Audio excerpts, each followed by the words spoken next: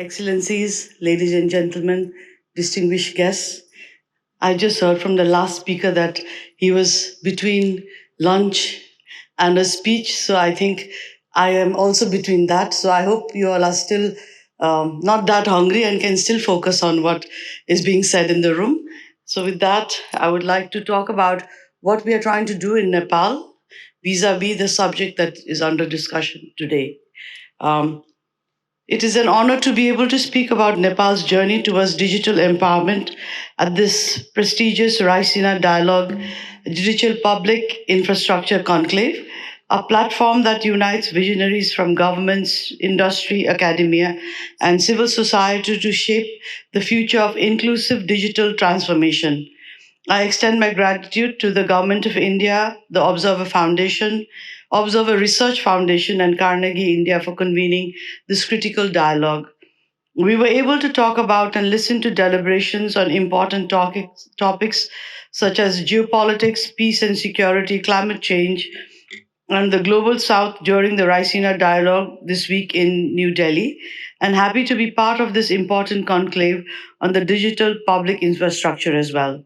The theme of this conclave, exploring the nexus between DPI, innovation, AI, and diplomacy, resonates deeply with Nepal's aspirations to harness technology for equitable progress. As we gather in New Delhi, a city emblematic of South Asia's ancient wisdom and modern dynamism, I'm reminded of the timeless Sanskrit adage, one much favored by Honorable Shri Narendra Modi ji, Prime Minister of the Republic of India, Vasudev Kutumbakam, the world is one family. In our interconnected digital age, this philosophy underpins the need for collaborative, human centric technological ecosystems. Today, I wish to reflect on how digital public infrastructure can bridge divides, empower communities, and redefine diplomacy in the coming times. Digital public infrastructure is the bedrock upon which inclusive societies are built, much like what was being said by the speaker before me. Much like roads, electricity, and water networks, DPI, encompassing digital identity, payment systems, and data exchanges, forms the backbone of modern governance and economic resilience. India's pioneering efforts, such as the Aadhaar card and UPI, have demonstrated how DPI can democratize access to services, spur entrepreneurship, and foster participation in the formal economy. In a similar manner, Nepal has also started charting its digital journey. The government of Nepal remains consistent in its efforts to accentuate and familiarize itself with the fast paced advancement of technology and digitization. The digital economy has been identified as a key driver of growth and social inclusion, and the digital delivery of public services has been improving in Nepal over the past decade. The government continues to play an active role in designing and implementing services. Our National Identity Card initiative, launched in 2018, aims to provide every citizen with a secure digital identity, facilitating efficient governance by streamlining access to healthcare, education, social security, and public services delivery. Similarly, the Nepal Rashtra Bank, which is Nepal's central bank, bank's digital payment initiatives have catalyzed financial inclusion, with mobile banking penetration reaching 78% of adults in 2024. These systems are therefore not merely technological tools, they are instruments of social justice, ensuring no one is left behind in the march towards prosperity. Our digital initiatives are guided by the e governance blueprint and the Digital Nepal framework. We are also in the process of introducing a Personal Data Protection Act. Our regulations reflect the government of Nepal's priorities in the digital space. Distinguished delegates, we aim to define a clear governance framework for digitization, ensure strategic alignment of all digital initiatives under unified policies, and coordinate digital initiatives across all government levels. The government also aims to promote international best practices in digital governance through these frameworks, and I feel we have a lot to learn from India. Just the other night, we heard a very eye-opening speech from the founder of Infosys. There's much that Nepal can learn from what India is already doing. Our regulations place the utmost importance on safeguarding citizen privacy and security and strengthening cyber security mechanisms to protect Nepal's digital assets. We aim to improve our digital infrastructure and services, enhancing its accessibility across Nepal. To this end, we are actively working towards enhancing nationwide broadband connectivity and affordable internet access, and we plan to implement a life cycle policy to ensure the timely renewal of our digital infrastructure. Developing digital literacy and skills is among our top priorities. We continue efforts to introduce digital literacy programs across schools, universities, and professional sectors, establish citizen service centers to assist individuals with digital services and enhance IT capacity within government institutions through structured training programs. But we also face a challenge because to hire people in the government institutions in Nepal is very difficult because we still have a relatively small base of IT professionals, and they are mostly snapped up by the private sector at a more competitive price. So that is a challenge that I would also like to find out more about how India is dealing with that. It's very difficult to attract people to the government sector in this field. We are also in the process of establishing triangular collaboration between the government, private, and academic sectors to foster innovative and research driven cooperation in e governance.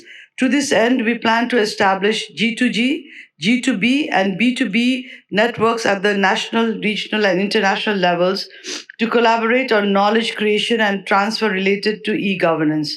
We continue enacting policies to foster mutual collaboration and support. We firmly believe that DPI can foster regional and international cooperation, boosting integration and collaboration through cross border digital trade and data exchange.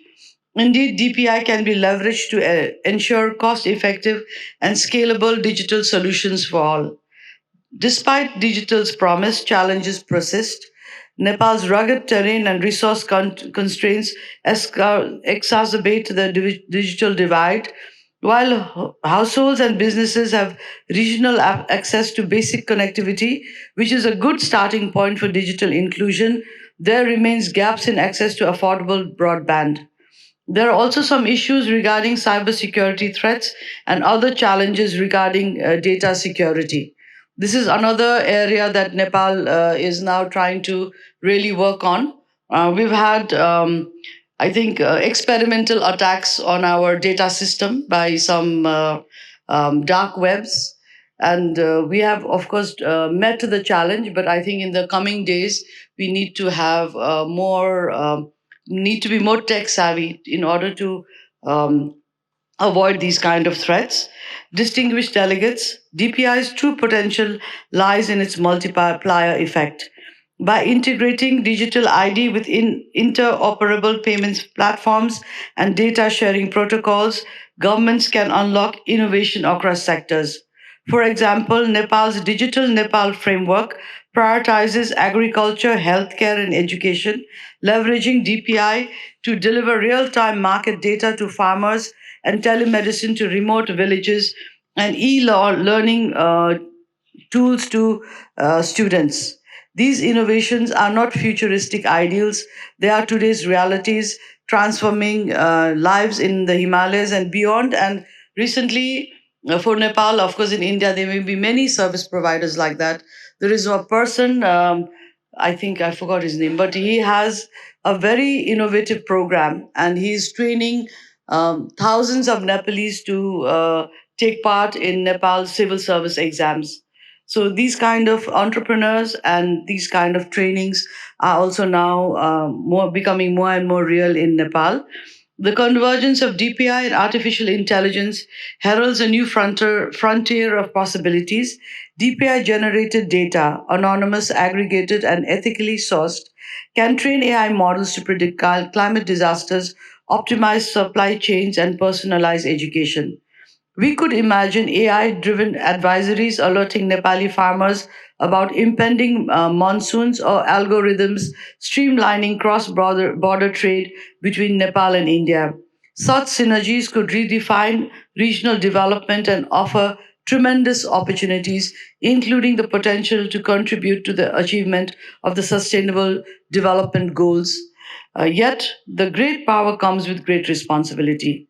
As we embrace AI, we confront ethical dilemmas, algorithmic bias, data privacy, and the concentration of technological power. Nepal's laws and policies emphasize accountability and transparency, ensuring AI serves the people, not vice versa. Distinguished delegates, we advocate for global standards akin to the UNESCO recommendation on AI ethics to ensure that marginalized communities are not excluded from AI's benefits. The Global Digital Compact, championed by the United Nations, offers a blueprint for equitable AI governance. Let us ensure that the global south are not mere data providers but equal partners in shaping AI ecosystems. By pooling resources through platforms like the International Solar Alliance or the Coalition for Disaster Resilience Infrastructure, we can co create AI solutions for climate adaptation and healthcare, a testament to the spirit of South South cooperation, about which we've been talking a lot in this past few days. Excellencies, in an era of geopolitical fragmentation, DPI diplomacy emerges as a force for unity. By fostering cross border interoperability, we can turn digital infrastructures into bridges of cooperation. The Nepal India MOU for cross border digital payments has paved the way for cross border QR payments, facilitating trade and tourism. This could be a template for future cross border collaborations in the digital space. This is also an example of how technology can be used to strengthen ties between neighbors. The India Stacks open source model, shared with many other nations, is a good example for potential DPI diplomacy. In addition, regional frameworks such as BIMSTEC must prioritize digital integration. The BIMSTEC Digital Conclave, held in Colombo last month, provided a valuable platform for sharing experiences and forging partnerships for taking forward the DPI initiatives of BIMSTEC member states under the theme Building Digital Public Infrastructure for Shared Prosperity. It is very clear that there is both potential and need for regional cooperation in building the digital public infrastructure, in driving digital transformation and regional development in areas such as digital identity, payments, health, uh, SME transformation, logistics, and governance, which the previous speaker also talked about. A unified regional digital market with shared standards for e commerce and data governance could also generate tremendous economic value. And these are the kinds of things that Nepal eagerly looks forward to, especially as a landlocked nation. However, DPI diplomacy must guard against new divides. As the UN Secretary General's roadmap for digital cooperation warns, fragmented regulations and digital sovereignty disputes could fragment the internet. Therefore, all stakeholders, including government, industry, academia, think tanks, and civil society, must play their roles in advancing a safer, more equitable digital world, one which will lead to a brighter and more prosperous future for all. There is also a need for forums such as this conclave to push for inclusive rules that balance global interconnectedness with national security concerns. Dear friends, governments, industry, development partners, and other relevant stakeholders must partner together to invest in infrastructure. Initiatives like Nepal's Digital Village project are a good example of how agricultural productivity and rural incomes have been enhanced through digital solutions in collaboration with stakeholders. This must be followed up with the necessary capacity building support to create technical expertise for the governance of DPI and AI, complemented by the inclusion of Global South's voice in global DPI norms. In this regard, India's leadership assumes importance. India can help developing countries improve digital public infrastructure by sharing its experience in building cost effective digital systems such as Aadhaar and the UPI. India can offer technical expertise, training, and partnerships to build digital infrastructure, promote e governance, and support inclusive access to technology. Additionally, India's expertise in affordable technological solutions using mobile phones, along with the increasing use of AI in service delivery, can help make digital infrastructure accessible to a wider population. Distinguished delegates, digital technological innovations continue to evolve at an unprecedented pace, and we must therefore be prepared for this inevitable transformation. DPIs will continue to remain at the core of this transformation, particularly in the delivery of services to the last mile. We must therefore build safe and inclusive digital public infrastructure that benefits all, ensure ensure DPI implementation mitigates risks at both the individual and societal level, advance the sustainable development goals, and foster trust and equity across all countries. The challenge is vast, as we can see. Nepal remains committed to this digital transformation and working together to build DPIs that are inclusive, ethical, and transformative. Let this conclave therefore ignite a beacon of hope, a world where digital infrastructures empower the farmer in Janakpur in Nepal, the entrepreneur in Shillong in India, and the student in Madurai in Nepal and in Mustang in Nepal alike. Thank you.